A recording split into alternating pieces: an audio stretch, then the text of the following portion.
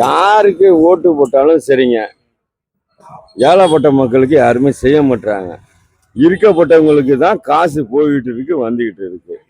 நாங்கெல்லாம் இந்த மாதிரிக்கு தண்ணியில கிடக்குறோம், கூரை வீட்டில் இருக்கிறோம்.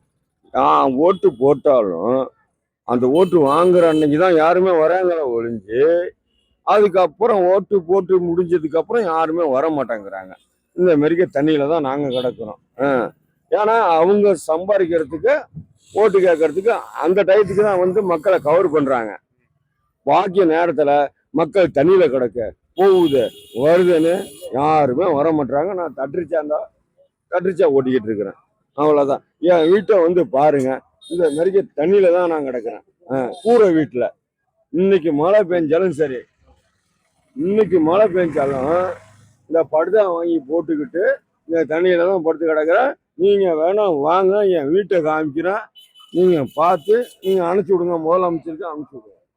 யாருமே சரி, உண்மையதான் சொல்றேன், பொய்யெல்லாம் பேச மாட்டேன். நான் தட்டுரிச்சாதான் ஓட்டுறேன், பொய்யெல்லாம் பேச மாட்டேன்.